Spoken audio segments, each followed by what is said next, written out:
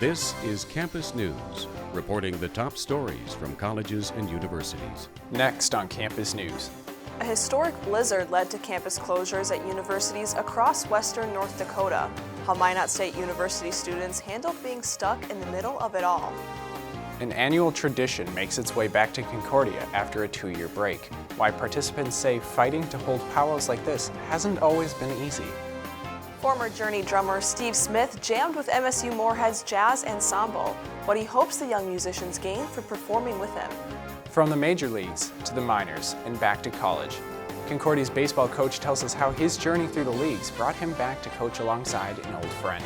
Good morning and welcome to Campus News. I'm Eric George. And I'm Jenna Scott. Normally around Easter, we're greeted with things like eggs and candy from the Easter Bunny. But this year, much of the Midwest was greeted with a gift from Mother Nature. Reporter Laura Hovland talked with college students who are at the center of a historic blizzard. We have experienced many blizzards this winter, but some say that the most recent blizzard, right before Easter, is in a league of its own. Minot State University freshman Braden Byers says that seeing this much snow was quite the shock. They came out and said that there would be this much.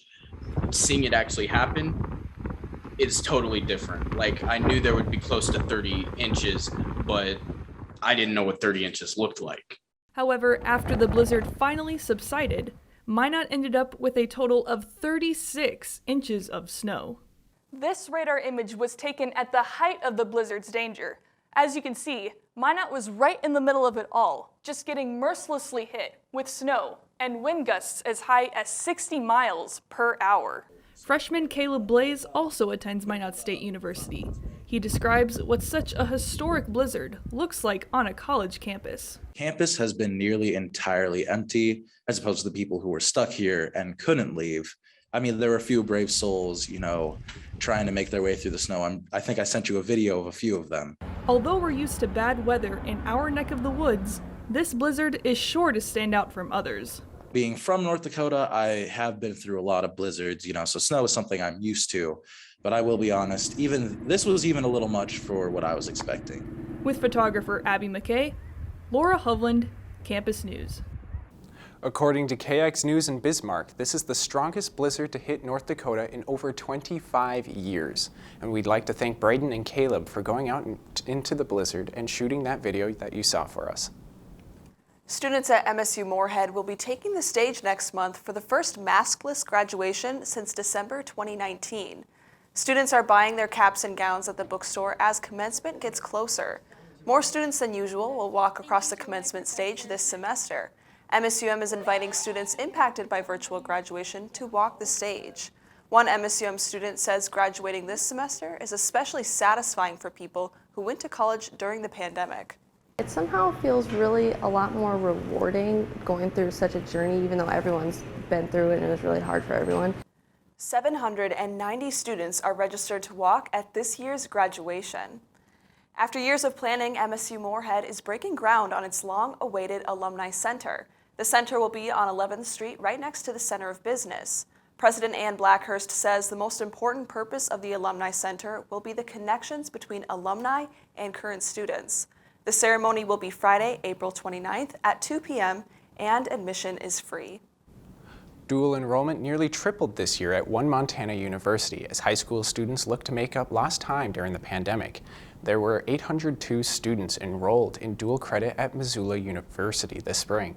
That's nearly double as many as last spring, and that's even 200 more than before the pandemic. Dual credit is when high school students earn college credit alongside their high school ones. The director of the program says the drop came largely because college staff couldn't make it onto high school campuses to explain the program to students and walk them through the enrollment process.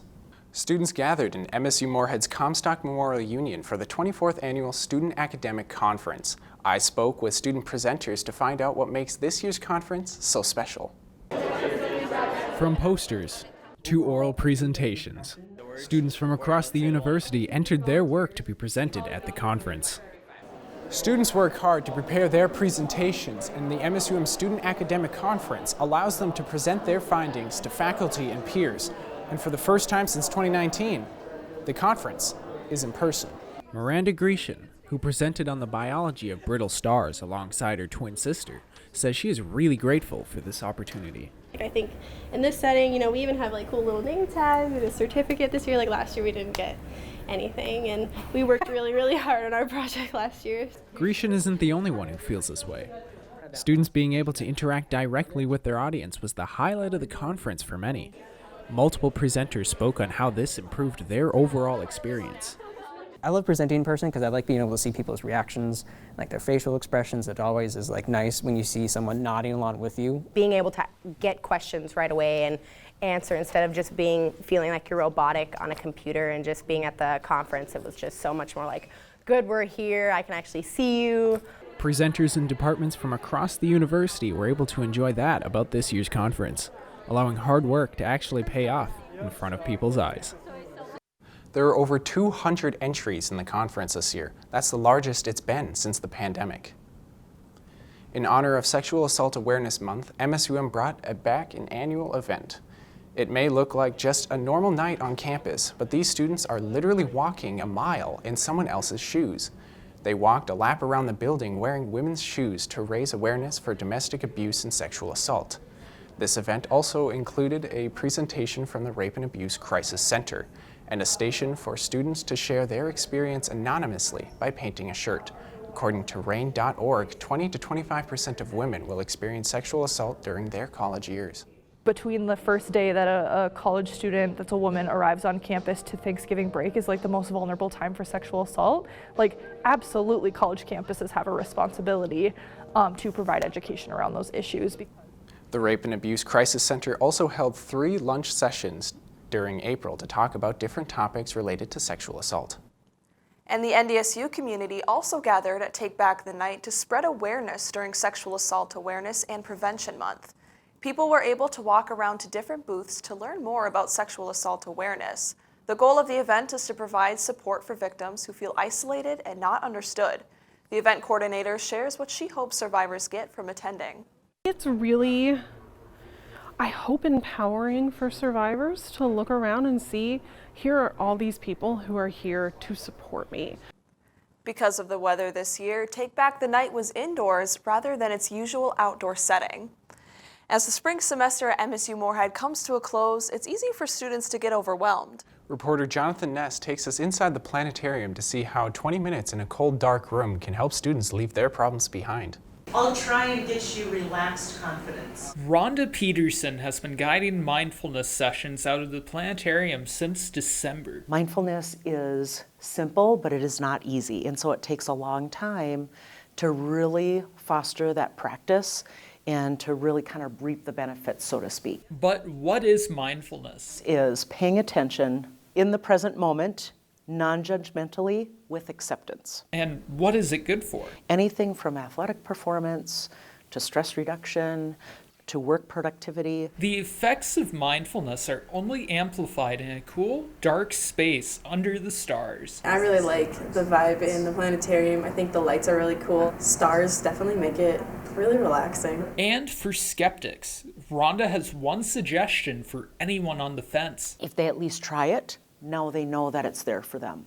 Okay, this is what this can do for you if you're willing to use it. If it doesn't work for you, that's great. It's not going to work for everybody. As finals week gets closer, Peterson's mindfulness sessions are here to help students deal with stress. With photographer Aya Takine, Jonathan Ness, Campus News. The planetarium will host one last mindfulness session on May 4th for students heading into finals week. The Minnesota House Democrats are proposing a bill to make community college free for in-state students.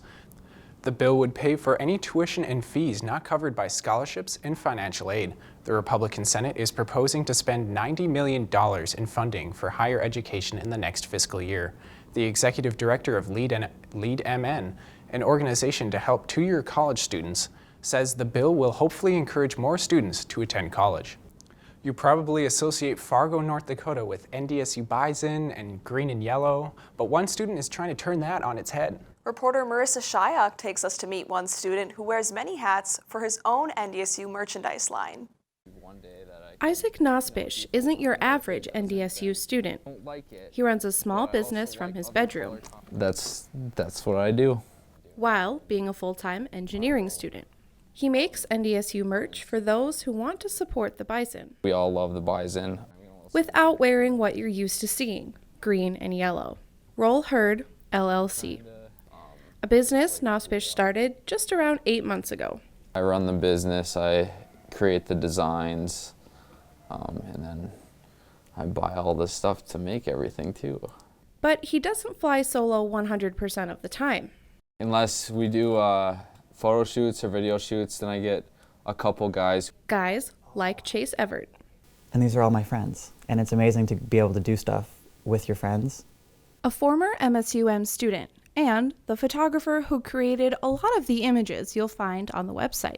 Because that's kind of the goal, is to make it as student involved as possible. And Nospish involves students in another way, scholarships. After Roll Herd earns its first $2,500 of profit, a $500 scholarship will go to a student in the Fargo-Moorhead area. This wasn't something that was made to make money all around. It was made to help students. And if you're wondering how Nospish can use the term Roll Herd and images of the Bison in his designs, it was up for grabs when he went to get it trademarked. I don't want to infringe upon NDSU, and I want to make sure I can keep this going where it doesn't get shut down. And the newest addition to Roll Herd coming soon? I'm starting to make my own hats. Marissa Shayak, Campus News. Roll Herd will be at the Fargo Pop-Up Expo held at the Red River Fairgrounds today and tomorrow. With summer around the corner, plenty of businesses are looking to hire college students. I went to a career fair at NDSU and talked with both students and employers on how the job market is affecting them. 5 full rows of booths line the room. Employers from across the city and state representing everything from food service to healthcare talk with students about working for them this summer. For companies like Urban Foods Catering, they are desperate for help during the summer and fall seasons. But with jobs now offering work from home options, it's challenging to find people who are willing to work on site. We are a little bit more obviously personal, front face-to-face with people, so it's a little bit harder to find people when you're looking for people to come on out and work. While it might be hard for employers to find workers, the job market is more open than ever for students to get hired. According to the U.S. Bureau of Labor Statistics, there are more than 11 million job openings in the country. Jessica Hutchinson already has an internship lined up for this summer, but is now looking for a job this fall. She says her experience looking for an internship was easy. I don't think it has been too difficult, in general. And for me, it wasn't too difficult because I kind of already knew I wanted to do this. I knew some of the people there, so it kind of worked out for me. Among the dozens of companies at the career fair, there were countless options of jobs and internships for students. Many of the companies at the fair are offering incentives for people who are hired. A Fargo-Moorhead College choir is using its voice to tour Europe for the first time in almost 3 years. The NDSU choir will go on their European tour later this spring. While on tour, students can experience different atmospheres and learn different ways to approach music. Vocal exercises and daily changes of leadership and rehearsal are made to give students like Ashley Johnson new perspectives and to prepare them for choirs from other countries.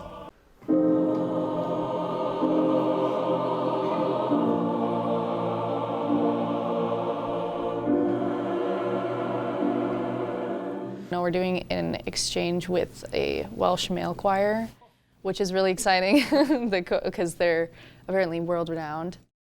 The choir is scheduled to head to Europe in just a few weeks. It was no ordinary jazz ensemble concert for MSU Moorhead. The students were joined by someone you might not expect to see on a college campus, a rock and roll Hall of Famer. Reporter Katie Bartnick takes us to the stage to meet the former drummer of Journey. He went from playing some of the biggest stages in the world to now playing the Hanson Theater stage at MSUM. After 2.5 years off from performing due to the pandemic, former drummer of Journey and Rock and Roll Hall of Famer Steve Smith joined MSUM's jazz ensembles for a night of live music.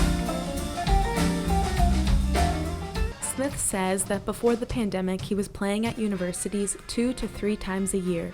To come into a university and play with the students is something that, I enjoy doing. Smith describes his experience playing with MSUM's bands as fun because he had to learn some new songs while also relearning some of his own. The last group that I'm playing with, this jazz rock ensemble, is playing music that I play with my band called Vital Information, so I didn't have to learn any new tunes, but I haven't played them for a couple of years because of being home. Smith hopes the students performing with him in these ensembles feel what it's like to play with a professional musician. I have played for a lot of years and have a lot of experience and bring that to the table, and then hopefully it will have some kind of an impression, positive impression. Smith's advice for students wanting to pursue a career in live music is to really get to know your instrument. A more important element is just to play a lot so you get a lot of experience. With photographer Brady Wacko, Katie Bartnick, Campus News.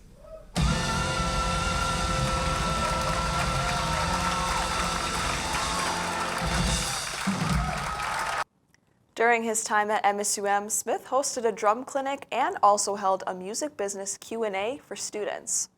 Project management students at MSU Moorhead put together a fundraiser for their capstone class. I went to the Shields Arena and found out what they were raising money for wasn't what you would expect. Hockey games usually have an assortment of things like merchandise, food, and now snakes. The MSUM project management students hosted a fundraiser for Critter Crazy. It's a nonprofit that rescues, rehabilitates, and rehomes exotic pets like these lizards. Most of us are passionate about animals, just finding the right homes for animals and doing the right thing for a community of animals that are forgotten about. CODY MEYER and the rest of the project management students are raising money for Critter Crazy through a raffle. The money will help with things like rent for the nonprofit, as well as upgrading enclosures for the animals. And for a company that is completely donation and adoption fee based, a fundraiser like this is huge. For them to reach out and say like, hey, we recognize you, we appreciate you, and we want to help you is just really amazing. From a small gecko to a 70-pound tortoise, there was plenty of animals for people to see. And for some younger animal fanatics, this hit closer to home. I actually have a tortoise myself. I named him Taco. To see firsthand how a fundraiser can affect people really impacted the students behind it. It's just amazing to see the generosity of people and how compassionate other people are. Not a normal night of hockey by any means, but it definitely was an example of how a little generosity can go a long way. There were about 2,800 people at the game. Critter Crazy received nearly 4,000 donations. The total money raised from the fundraiser is still being calculated. Now we turn it over to Jordan for a look at this week's sports. And Jordan, I hear there's some bad news coming out of Mankato hockey. Yeah, and not just because they lost a big game. After losing the NCAA National Hockey Championship, Minnesota State University Mankato goalie Dryden McKay is now suspended. The United States Anti-Doping Agency suspended the Maverick goalie after he tested positive for the banned substance Osterine. McKay tested positive in late January, but was allowed to finish the season until a full investigation could be conducted. Lab tests show the substance to be in an all-natural vitamin. McKay's suspension is in effect until October. After 12 years at the helm as MSU Moorhead's men's head basketball coach, Chad Walthall has retired. He announced his retirement after the team won the NSIC tournament in February. Walthall changed the men's basketball team into a winning program. He led the Dragons to a total of 5 NSIC championship games and finally got over the hump to a championship this season. He hopes to leave a good base for the program to continue. And there's a lot of things that go into it having been the right moment. But, I think winning that tournament championship was probably one of the most special accomplishments for me personally. While the Dragons are still looking for a new head coach, assistant head coach Tom Burstrader will take over in the meantime. 2 of Fargo Moorhead's legendary baseball figures are teaming up at Concordia. Reporter Josh Boyko has a story on how they're giving back to the programs that gave them their first swing at the game. After winning a World Series in the major leagues, Chris Coast is now back home where it all began. I'd say the biggest thing is knowing how to adapt to different levels. Obviously, this is way different than the Red Hawks, as is the Red Hawks way different than the major leagues. Coast's rise to the major leagues was a surprise to some, but there was one coach that was with Coast for almost his entire journey. Certainly for us, that was, and myself, that was really fun to watch the progress through the minor leagues, and then finally the day he got called up, I got a call, said he was up. It was really a special day. Coast took over the program from Burgow in 2014 after Bucky spent 36 seasons as the Cobbers' head coach. Now they are both devoted to developing current players. We want them to love the game. If they truly, truly love baseball unconditionally, those are the easiest guys to coach in any sport. The current Red Hawks and Cobbers coach says he sees the importance of getting time with his players individually.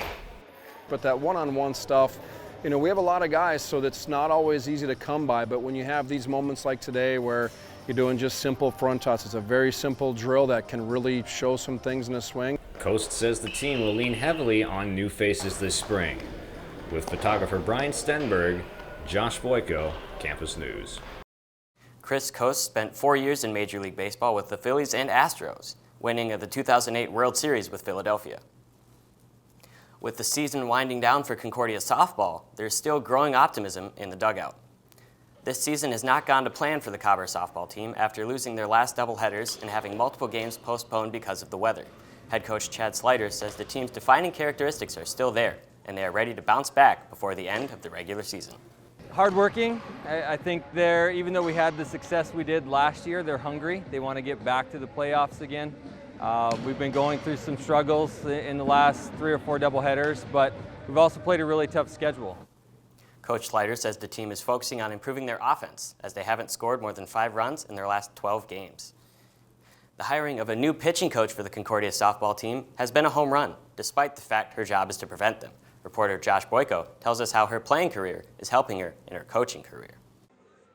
After investing many years into the game of softball, Kara O'Byrne is continuing her softball journey as a pitching coach, the position she played her whole career. I had no plans of being a coach. I think that's what makes it so fun, though. It was totally unexpected, but I guess it was part of God's plan, and it was super cool that it worked out. Softball is a team sport, but on the other hand, Coach O'Byrne says there's an anchor for this team. I would describe Megan as our powerhouse. I mean, she shows up and she pitches her heart out every time. Pitcher Megan Gavin says she and others share a special chemistry with Coach O'Byrne.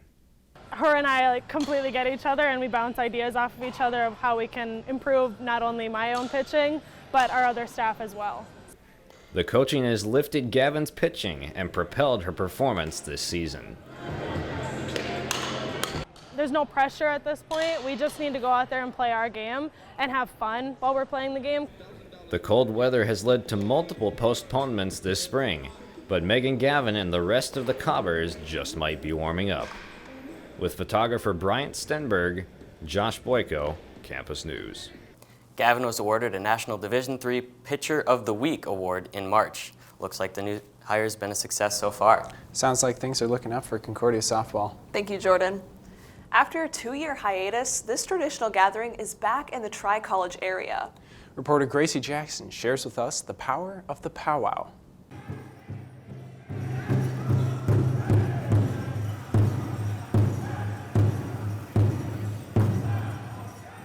In 1988, the directors of the Native American programs at NDSU, MSUM, and Concordia got together to brainstorm. We were wondering how we could honor our students, the ones who were graduating, because nothing was ever done for them. And we thought, well, we'll honor them with a powwow. And the Woodlands and High Plains Powwow was born.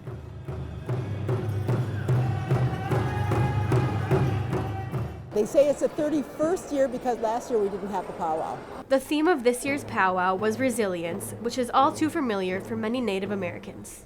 Up until the 1970s, there was, there wasn't religious freedom for Native Americans, so we had to really fight to keep our traditions alive. As a head dancer, Alexa feels that it is extremely important for younger generations to carry on old traditions. One of my favorite things about powwows is the fact that, there will be little, 1-year-old, just learning how to walk, and they're already out in the arena. And the best thing is, the elders are showing them what to do. Not only are children being taught to dance, they are learning how to tell stories. All of our dances have stories. So the story that goes along with mine is there was a little girl who was really sick, and that little girl that was sick, she was actually healed through the power of the jingle dress dance. Alexa's was just one of many stories told throughout the day as people came to watch, listen, and learn about Native American culture. I just think the more people can see that, you celebrate your culture, be you, celebrate who you are, and you're more accepting of everybody else then. With photographer Tyler Frame, Gracie Jackson, Campus News. Aside from dancing, the event also had vendors selling items like beaded jewelry and blankets. And that's it for this edition of Campus News and the last show of our season. We leave you with more from Concordia's powwow. Thanks for joining us, and we'll see you next year.